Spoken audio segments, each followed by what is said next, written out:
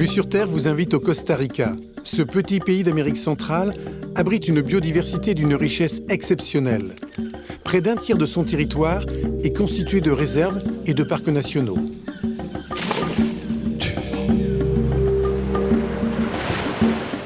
Sur la côte ouest, la longue houle du Pacifique fait le bonheur des surfeurs du monde entier. Sur une immense plage déserte, bordée de forêts vierges, nous avons rencontré Eladio. C'est entre la mer et les volcans que cet homme a choisi de se construire une nouvelle vie. Manolo est un vieux cow-boy solitaire. Il vit dans la région du San Juan, à la frontière avec le Nicaragua. C'est une des régions les plus reculées du pays. Puis, nous plongerons au cœur de la jungle, dans le Corcovado, le plus grand parc national situé au sud du Costa Rica. Nous y avons suivi Claudine, une biologiste passionnée par la forêt luxuriante et par ceux qui y vivent. Je suis venue ici parce que ça me rend heureuse. Je travaille pour la planète. C'est un mélange d'aventure et de science. En fait, c'est le mariage de la science, de la passion, du mystère et de l'aventure.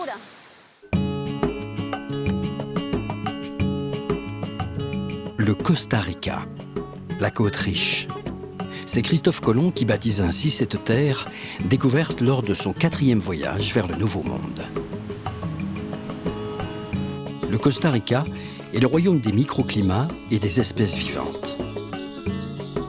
Ce petit pays d'Amérique centrale doit sa richesse naturelle à une situation particulière entre les deux Amériques et sous l'influence de deux océans.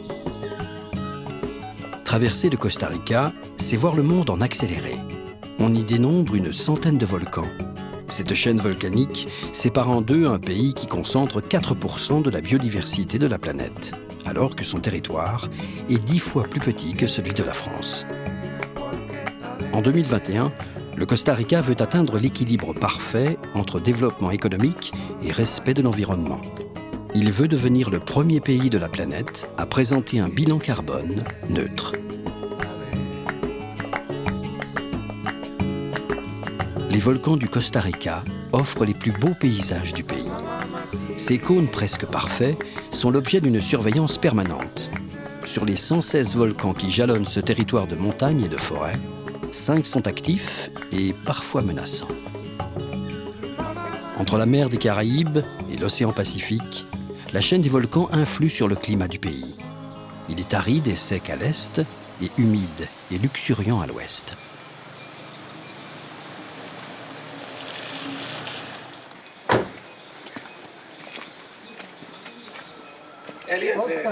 Oscar, comment ça va? Super. Ah, mon petit Oscar, comment vas-tu? Ah oui, ça va, mais il pleut. Le temps n'est pas terrible pour la montée. On va tenter le coup. Oui, il faut essayer. Voici la porte d'entrée de Rincón de la Vieira. Ici, la nature est toute puissante. Rincón de la Vieira, c'est un des volcans les plus imposants du Costa Rica. Ce matin, Eladio, un des guides de ce territoire, accompagne Oscar et Eliezer Duarte, un des plus célèbres volcanologues du pays. Tous les trois s'attaquent à la montagne jusqu'à son cratère. J'aime beaucoup venir dans la forêt. Je me sens bien ici parce qu'il fait frais. D'habitude, je suis plutôt dans la forêt sèche avec du soleil. Ici, c'est plus frais. Il pleut beaucoup. Il y a des grands arbres et c'est vert. Je ressens une grande énergie. Je me sens bien, ça me ressource et ça me permet de rester positif.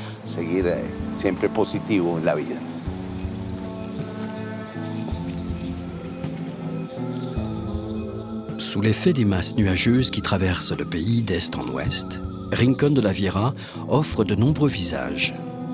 La forêt vierge abrite une flore féconde et une faune variée. Territoire des pumas et du jaguar, cette jungle dense est aussi le royaume de centaines d'espèces d'oiseaux et de serpents invisibles.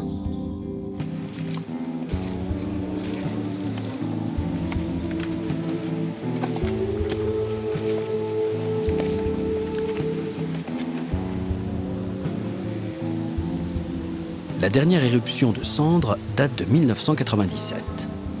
le sol porte la trace de 20 000 ans d'activité volcanique.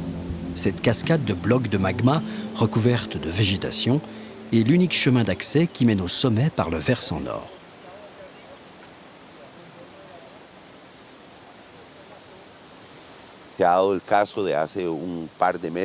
Il y a 2 mois, un Nord-Américain est venu se promener par ici. Il a marché jusqu'au sommet du volcan et jusqu'à aujourd'hui, on ne l'a pas retrouvé. On ne sait pas si c'est le cratère qui l'a avalé, s'il a été pris dans une coulée de boue. Ils l'ont cherché en hélicoptère. Des spécialistes américains sont venus. Les guides les plus réputés l'ont cherché, des gens comme Oscar. Plein de spécialistes en sauvetage sont venus, même la Croix-Rouge, avec des chiens. Mais le type, il est resté introuvable. Il a disparu parce qu'il ne s'est pas méfié du volcan Rincón de la Vieja.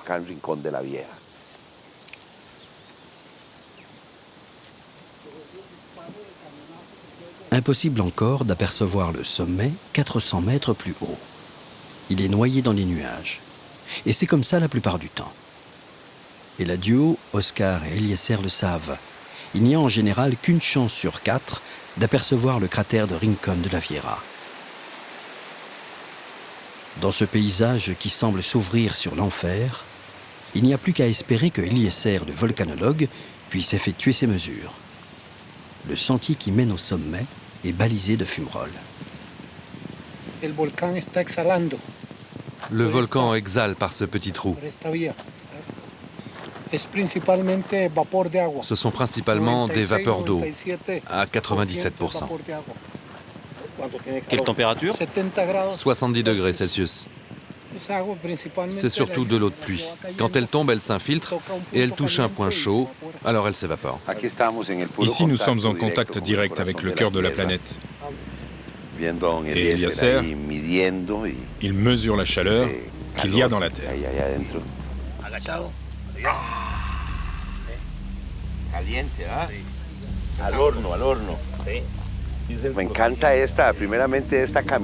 J'adore monter ici, fournir tout cet effort pour observer et apprécier la beauté de la nature. L'énergie est si forte ici. Savoir qu'on est si proche d'un colosse géant, d'un volcan si ancien. L'ascension est longue. Elle va durer 5 heures. Depuis la sortie de la forêt, le vent s'est levé et la température a déjà chuté d'une dizaine de degrés.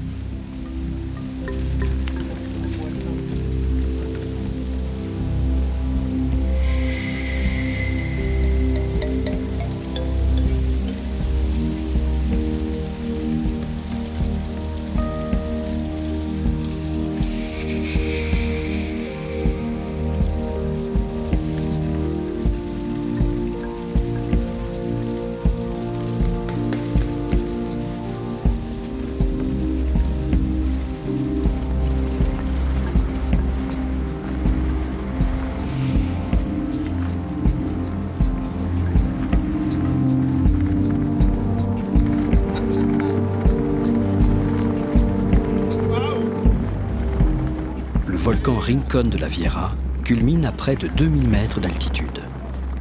Le vent glacial souffle à 100 km/h. Impossible d'apercevoir le cratère, mais qu'importe. Pour Eladio, l'exaltation est toujours la même quand il atteint le sommet. Ça, ce sont vraiment les bons moments de la vie. C'est le moment où l'on attrape le ciel avec les mains. On se rend compte de l'immensité de l'univers et de la beauté de la nature. Et faire ça en compagnie de mon vieil ami Oscar, c'est super. Hein, Oscar?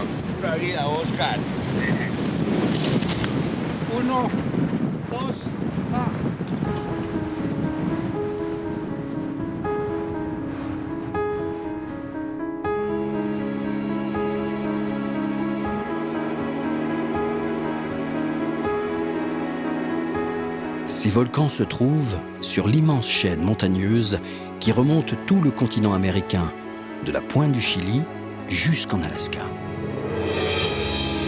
Entre la mer des Caraïbes et le Pacifique, Le Costa Rica se trouve aux confins de 4 plaques tectoniques. C'est une zone de friction qui déclenche des éruptions volcaniques et des tremblements de terre réguliers.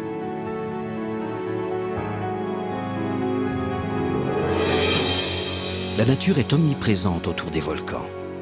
C'est pour cela qu'Eladio a choisi de vivre ici.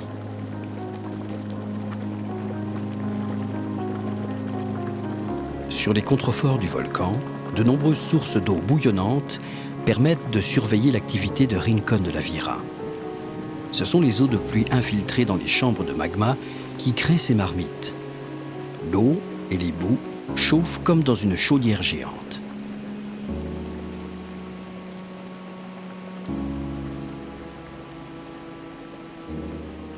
Les volcans du Costa Rica sont sous surveillance. Les échantillons recueillis méthodiquement par Eliezer seront analysés dans son laboratoire de l'Observatoire volcanique et sismique de San José, la capitale du pays.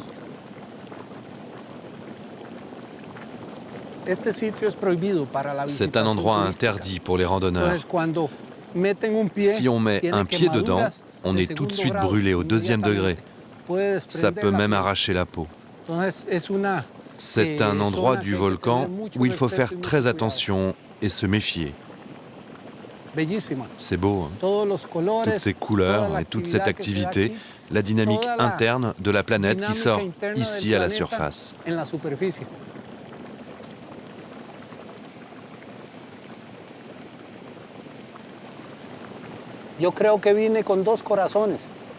Je crois que je suis né avec 2 cœurs, un pour les parcs nationaux et un autre pour les volcans.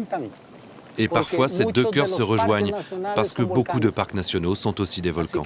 C'est doublement le bonheur.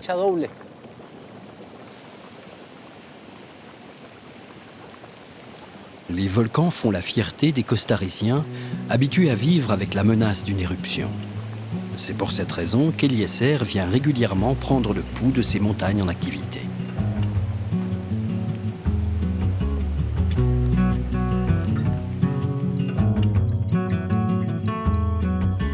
Il est 5 heures du matin, et chez lui, à mi-chemin entre la mer et le volcan, Eladio est sur le pied de guerre. Pour lui, c'est l'heure d'aller jouer avec les moustaches du Pacifique. Preparando el desayunito para ir a surfear. Je vais aller surfer. C'est du bon carburant, ça. Buena fuerza. Hey, hey, ¿cómo estás? Que mami está cocinando. Gracias. Aujourd'hui, c'est un jour vraiment spécial. Je crois qu'il y a de bonnes vagues. J'espère. Il y a de la houle qui vient d'Hawaï et de Californie. Et ça rentre à Peñabrura. Il y a de belles vagues quand c'est comme ça. Et le petit-déj, c'est important. Une bonne pinto, c'est bon pour tenir toute la journée.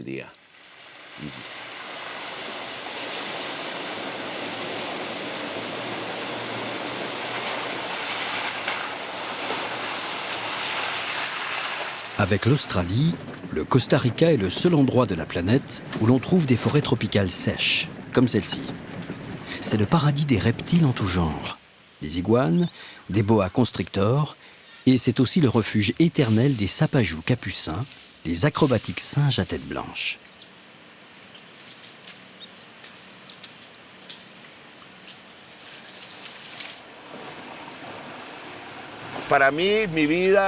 Pour moi, la vie, c'est la forêt.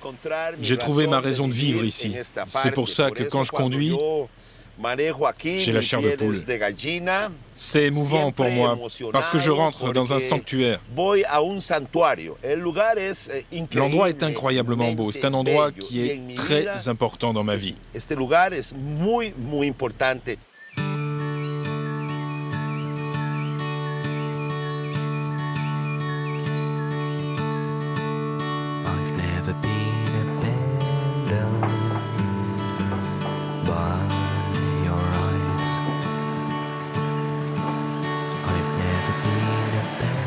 Le rodéo dans la forêt dure 1h30 minimum pour parcourir seulement une dizaine de kilomètres sur une piste chaotique. Et Eladio est toujours motivé pour aller surfer. Le plaisir de la glisse, ça se mérite. Au bout de la piste, les grandes étendues désertes et sauvages de la côte pacifique. Sur la côte nord-ouest du Costa Rica, voici la plage de Peña Bruja et son rocher de la sorcière. Dès que la houle se forme, Eladio vient ici. Le surf est sa deuxième religion. Peña Bruja est un paradis. C'est en tout cas celui d'Eladio.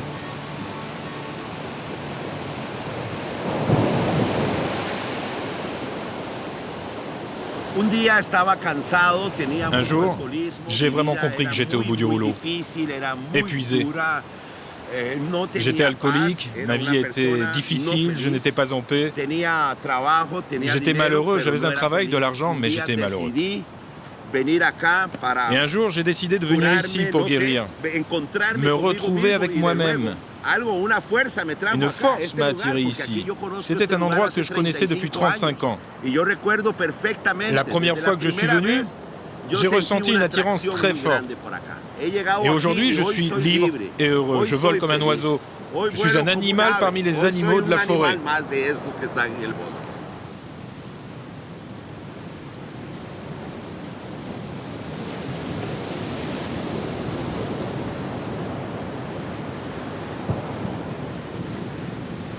Il y a quelques années, à la suite d'un accident de moto, Eladio décide de changer de vie et de sauver sa peau. Fini la ville et ses excès en tout genre, l'alcool et la cocaïne. En 2000, Eladio veut décrocher.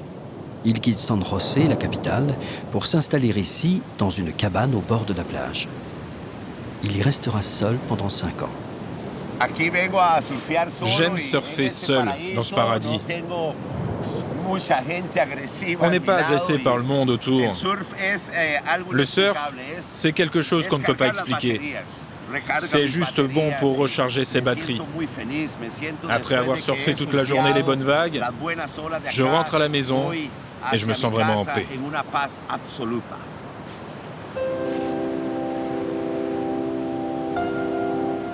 Pour Eladio, une nouvelle vie a donc commencé ici, sur cette plage.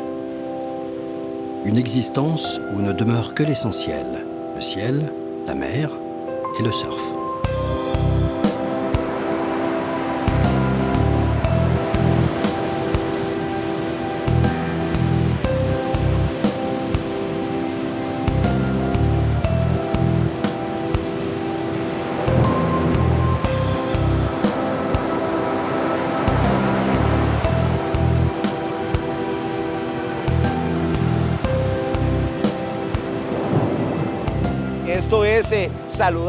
Ici, c'est bon pour la santé, pour n'importe qui, pour un enfant ou un vieux.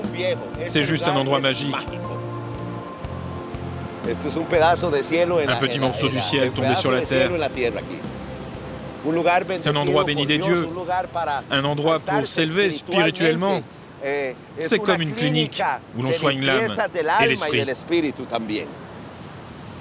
Le surf a fait d'Eladio un homme libre et en paix avec lui-même. Ces grands espaces lui ont permis de rebondir. Voilà la force et la magie de cet endroit, quelque part sur la côte pacifique.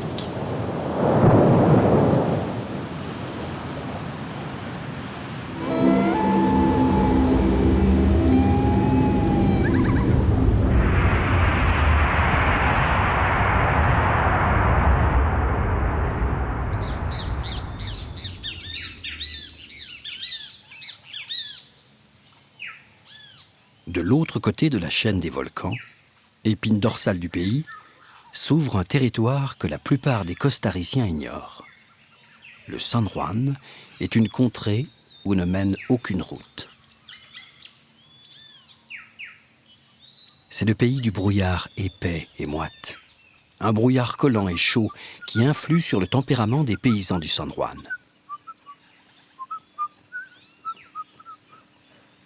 En menos de 3 patadas acabó con su rival, pero también aquel gallo de su herida muerta y ahí juró que era un amigo. ¡Hey!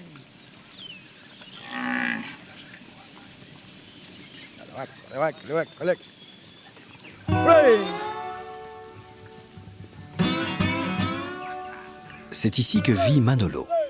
Il est responsable d'une ferme de plus de 700 hectares et d'autant de têtes de bétail. Sous ces latitudes tropicales et humides, le temps s'est assoupi. Les hommes doivent supporter la torpeur et cultivent une douce nonchalance.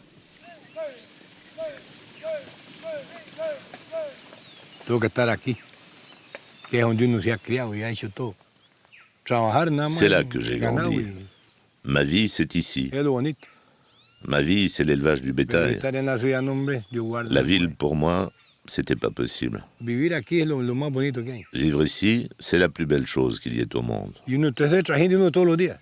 C'est la routine. Tous les jours, je me lève à 5 heures et je me couche à 6 heures le soir. J'ai même pas la télé.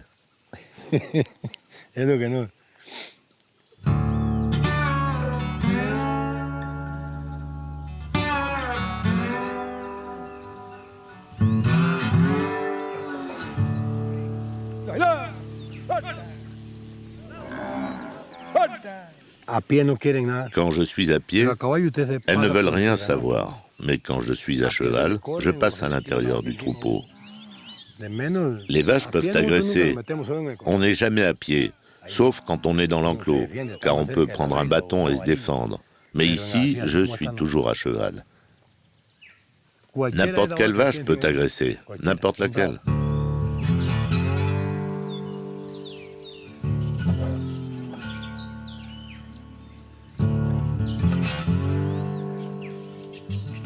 L'esprit du Far West et des cow-boys plane sur la ferme de Manolo.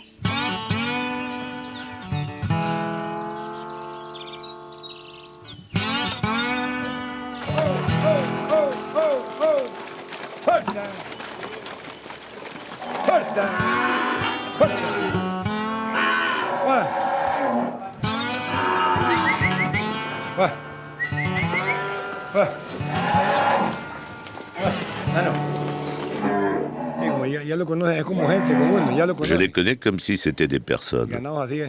Elles me connaissent bien, c'est comme ça les vaches. Il y en a qui sont furieuses. Il n'y a qu'avec moi qu'elles sont gentilles. Elles me connaissent bien. Mais autrement, avec un étranger, ça peut mal tourner. Tu peux te faire jeter par-dessus les barrières.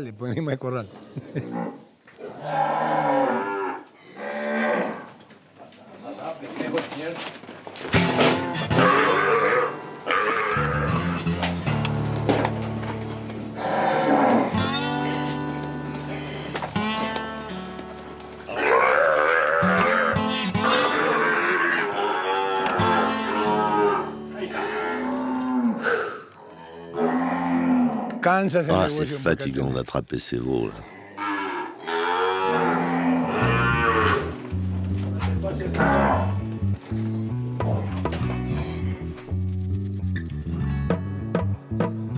Manolo vit ici depuis 30 ans, tout près de la frontière avec le Nicaragua. C'est la campagne profonde. La ferme dont il s'occupe appartient à une riche famille de la capitale. Manolo en est le régisseur, l'homme à tout faire, responsable de tout. En fait, c'est lui le patron. Pour vivre ici, il faut être capable de se couper du monde. La maison de Manolo n'est raccordée ni à l'eau, ni à l'électricité. Et le premier village est à plus d'une demi-heure de piste. Alors, mieux vaut ne jamais tomber malade. La seule maladie qui s'attrape parfois ici, c'est la gueule de bois. Parole de Manolo.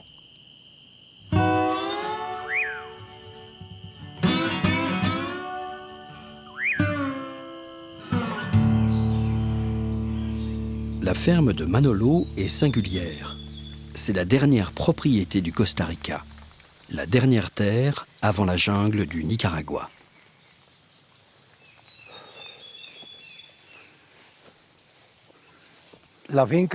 Ici, de la frontière jusqu'à la ferme, il y a 700 hectares. Et de l'autre côté, là, c'est Nicaragua. Cette petite plaque, ça marque la séparation entre le Costa Rica et le Nicaragua.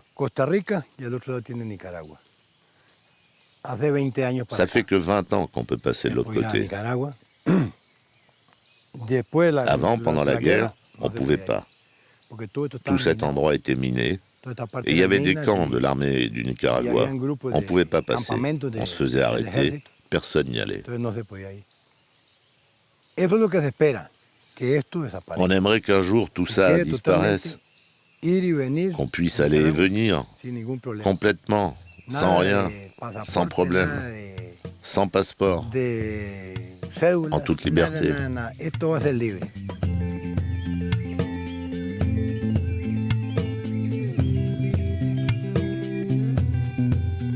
Manolo rêve d'un monde sans frontières. Une utopie?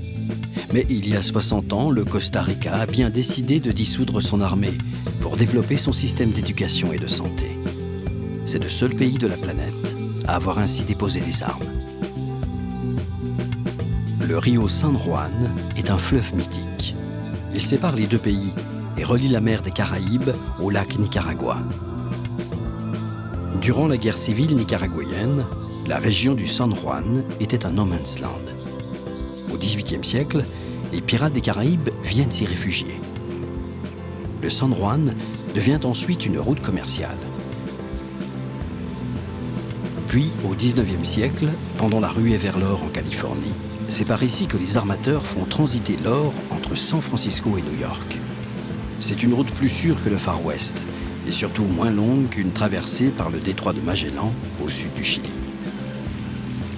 Quelques années plus tard, il est même question de canaliser ce fleuve pour ouvrir un passage entre le Pacifique et l'Atlantique. C'est finalement au Panama qu'est creusé le canal. Et voilà comment Manolo débarque dans ce coin perdu, El Castillo, au Nicaragua, le plus simplement du monde. Pour Manolo, El Castillo, c'est la ville, la sortie du dimanche. J'adore venir ici. Je viens tous les mois.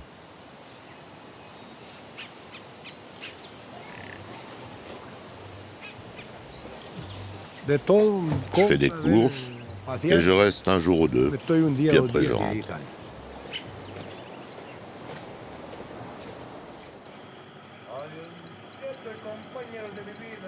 Nous voici de retour au Costa Rica.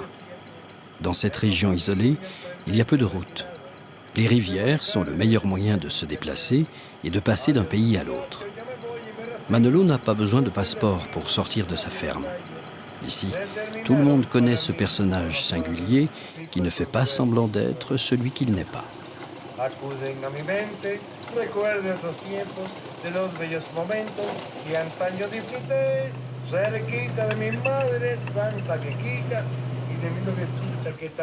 « 33 ans au compteur. Si seulement la voiture de Manolo pouvait parler. »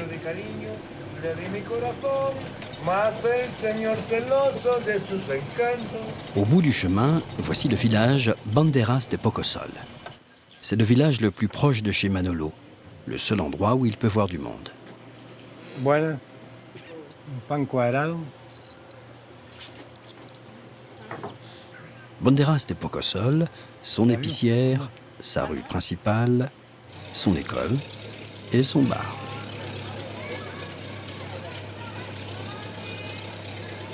Histoire de rompre un certain isolement, Manolo vient ici au moins une fois par semaine.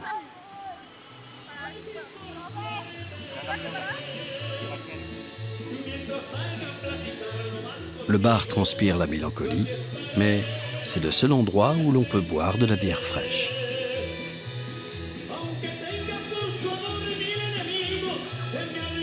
C'est l'heure du retour à la ferme, et pour démarrer la relique de Manolo, il y a toujours quelqu'un pour lui donner un coup de main.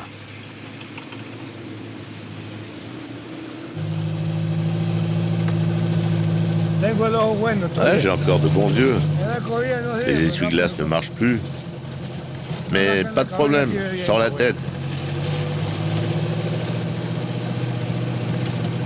Eche amigo, nomás échale llena hasta el borde la copa de champán. Esta noche de farra y de alegría, el dolor que hay en mi alma quiero ahogar. Yo la quise, muchachos, y la quiero, y jamás no la podré olvidar. Yo me emborracho por ella, y ella quién sabe qué hará. Echemos más champán, che solo mi dolor, bebiéndole a hogar y si la ven, amigo dígale, que ha sido por su amor que mi vida ya se va. Depuis 62 ans, c'est ça la vie de Manolo. L'amour de la terre, de ses animaux et des romances que chantait sa grand-mère. Une existence rudimentaire que rien ne vient jamais contrarier. En menos de 3 patadas acabó con su rival.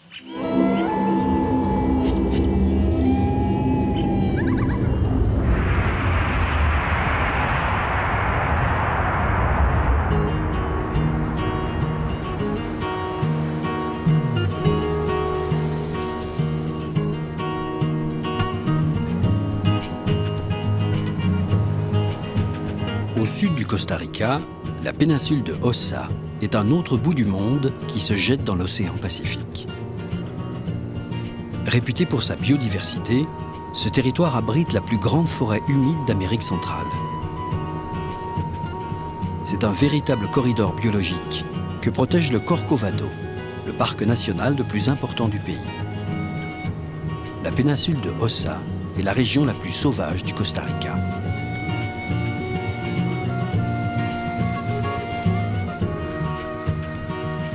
Claudine Sierra est biologiste. Elle travaille pour l'Université du Costa Rica. Née en Argentine, Claudine a choisi de poser ses valises au Costa Rica il y a une dizaine d'années, envoûtée par ces grands espaces sauvages que les hommes tentent de préserver.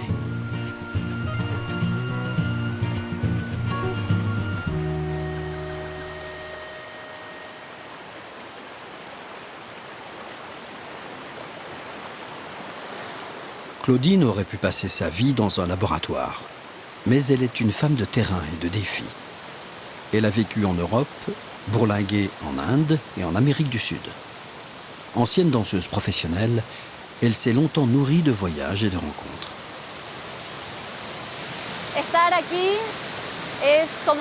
Être ici, c'est comme être à la maison. C'est le meilleur endroit du monde. Je suis venue ici parce que ça me rend heureuse. Je travaille pour la planète.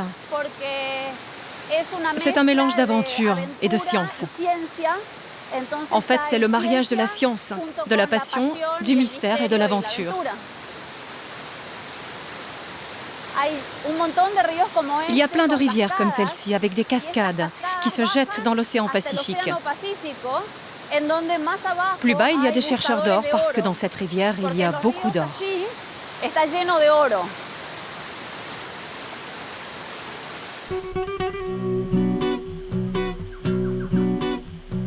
Il y a une trentaine d'années, la fièvre de l'or s'empare de la péninsule de Osa.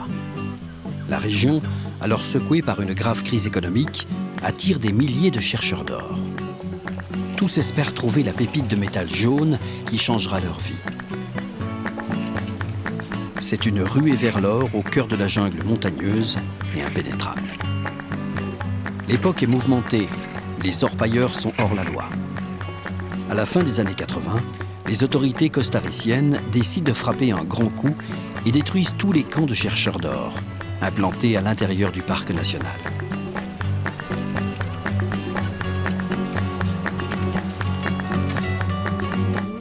La péninsule de Osa et le Corcovado sont des lieux indispensables à la respiration de la planète. Claudine travaille pour que ces endroits d'une richesse exceptionnelle ne disparaissent jamais. Mes missions dans le parc consistent à travailler avec les hommes, plus qu'avec les plantes ou les animaux, pour éviter que l'on dégrade la faune et la flore. Mon travail avec les communautés locales, avec les gens et avec les gardes du parc national vise à améliorer la protection du parc. Ce n'est pas un travail de police. Il s'agit de changer la mentalité des communautés.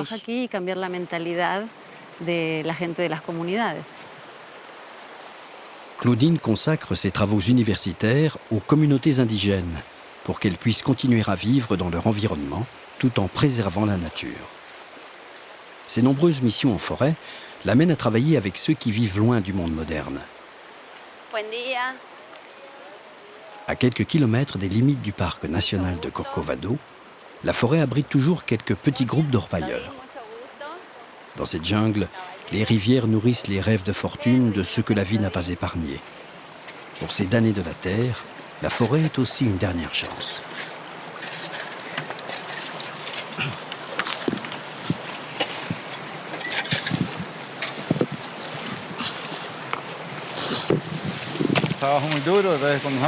C'est un travail dur. Le matin, on commence à 5 h et on termine à 5 h le soir. Souvent, on rentre les mains vides, sans avoir trouvé d'or.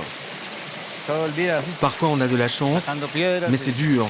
On passe toute la journée à bouger des pierres.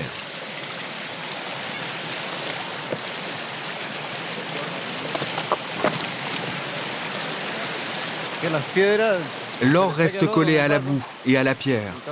Il faut bien les laver pour que l'or se retrouve dans le sable. Et après, on peut le récupérer. C'est de la poussière d'or.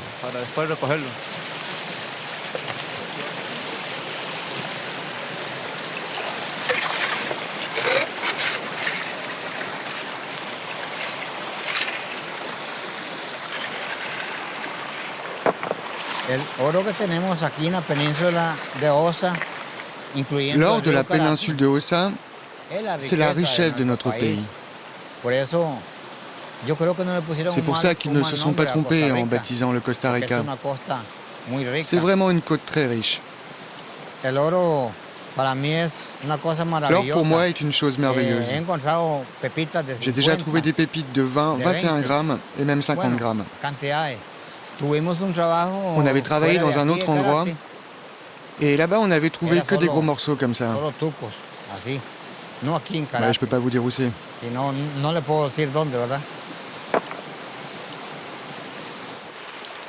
Réalité ou fantasme, les histoires de chercheurs d'or alimentent toujours les légendes.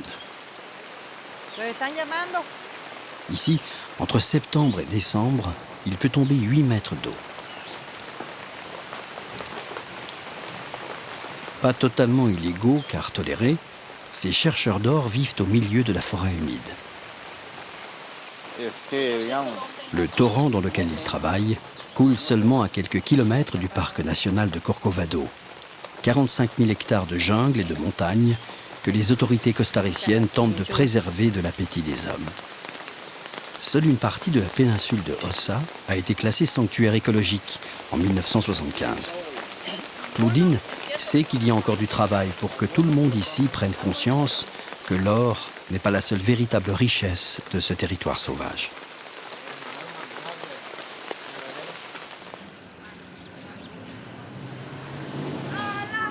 Puerto Jiménez est l'ancien Eldorado des chercheurs d'or du Costa Rica. Cette petite ville tranquille est devenue l'escale incontournable des voyageurs en quête d'aventure. C'est la porte d'entrée du parc national. Claudine va passer quelques jours dans la forêt vierge, à Sirena, le poste des Rangers, les gardiens de ce sanctuaire écologique. Hola, qué gusto. À pied, il faudrait plusieurs jours de marche pour rejoindre Sirena sur la côte pacifique. L'avion est donc le moyen le plus facile pour y aller.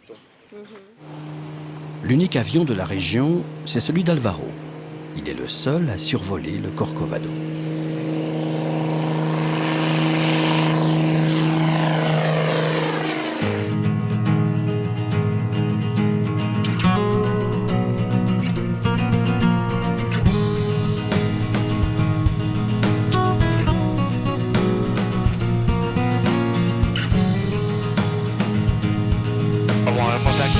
Vamos 800 pies en ascenso para 2500.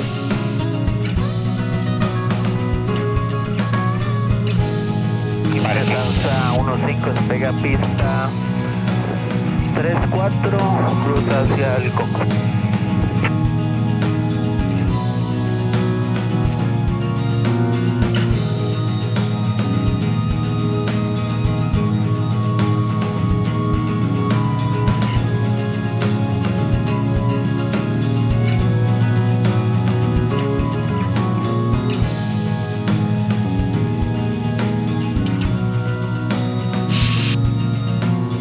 y vamos a empezar ya el descenso.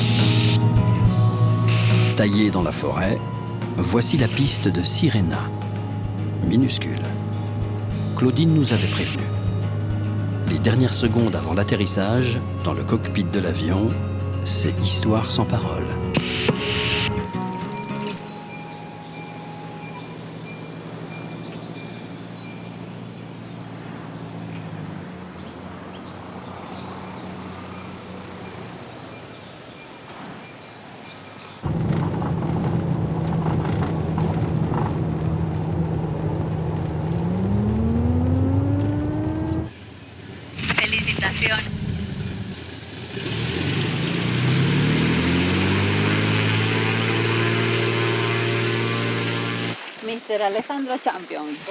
Alexandro est le chef de la station des Rangers, les gardes du Corcovado.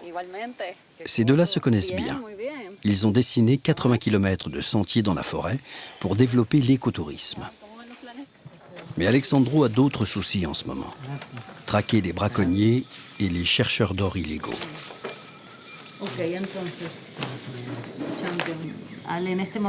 Elles sont où les patrouilles en ce moment?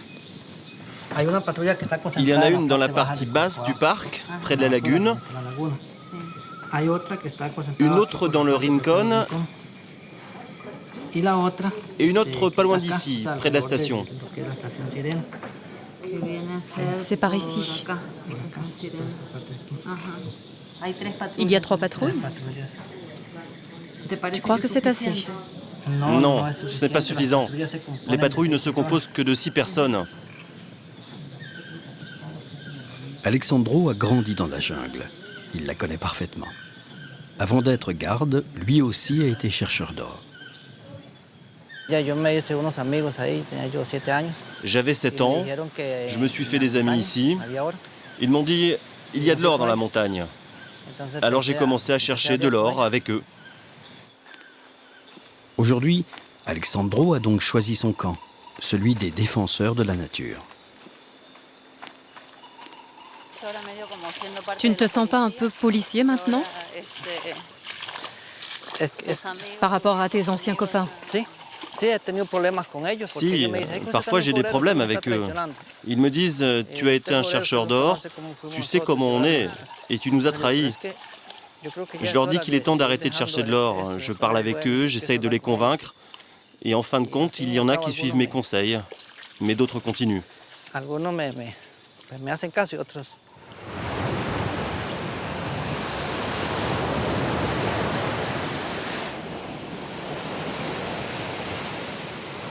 Ce matin, Alexandro a de la visite.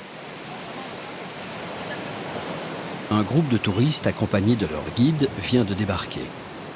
Seuls quelques bateaux à moteur viennent ici jusqu'à Sirena, quand la houle du Pacifique les y autorise. Le Corcovado est un Éden de verdure. Au milieu d'une végétation luxuriante, la station des Rangers accueille les amoureux de forêts primaires. Ces visiteurs, de jeunes globetrotters pour la plupart, venus du monde entier, peuvent rester ici quelques jours. Cela permet de faire rentrer un peu d'argent dans les caisses de la station et ainsi d'aider les fonctionnaires qui protègent le parc national.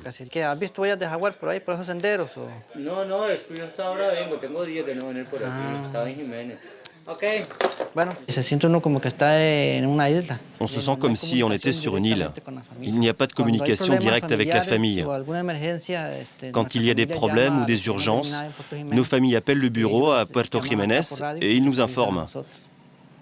S'il y avait le téléphone ou Internet, on se sentirait plus tranquille.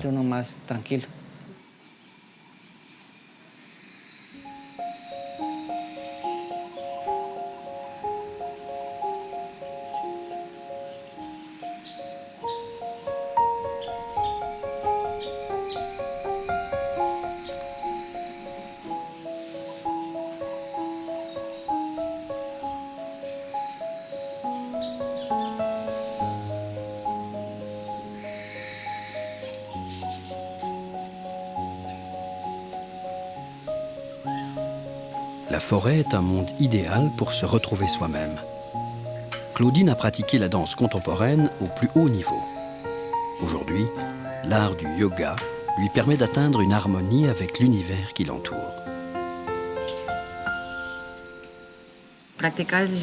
Pratiquer le yoga, ça donne des sensations particulières, selon que tu es en intérieur ou dans la nature. C'est une rencontre avec toi. Néanmoins, quand tu fais du yoga dans un endroit où il y a de hautes vibrations, comme on dit, de hautes fréquences, comme celle de la forêt, c'est comme s'il n'y avait pas d'interférence. On est complètement avec soi-même. Ça procure des sensations vraiment très spéciales.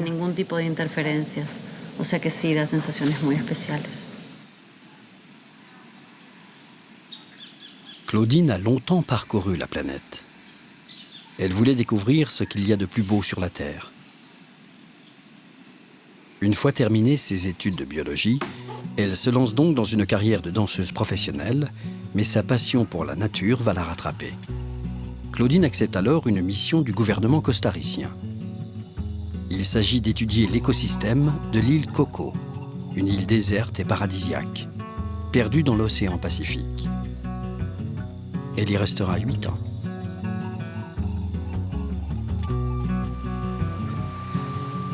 Donner de soi et accepter de faire corps avec la nature. Voilà ce que son métier et son expérience ont appris à Claudine. Une certaine idée de l'harmonie entre l'homme et son environnement. Claudine va passer la nuit sur la plage. Dans quelques heures, elle doit retrouver ici un spécialiste des tortues marines.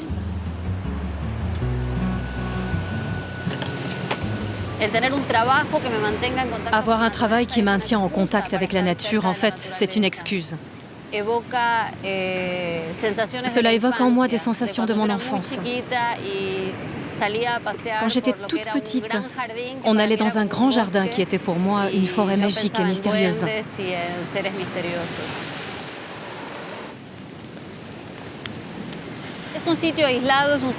C'est un endroit isolé ici et sauvage. Un endroit où les animaux se promènent en liberté. Et donc ils prolifèrent. La nuit, tu peux entendre des jaguars. Ils ne s'approchent pas. Si tu as beaucoup de chance, tu peux voir passer un puma, des serpents, des singes. Il y a plus de faune que d'humains. C'est le monde des animaux, plus que celui des hommes.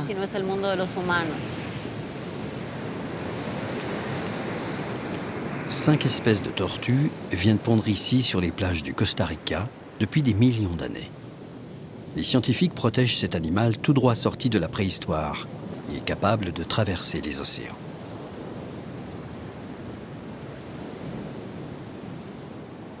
Cette nuit, Claudine va arpenter les plages du Corcovado pour observer des tortues en compagnie d'Éric. Il travaille pour un programme de protection des tortues marines.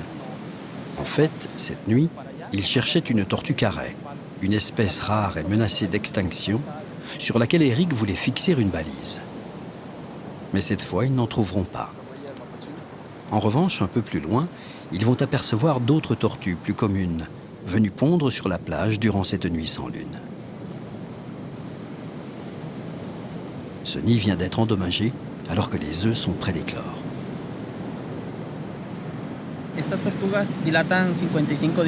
Il faut 55 jours d'incubation.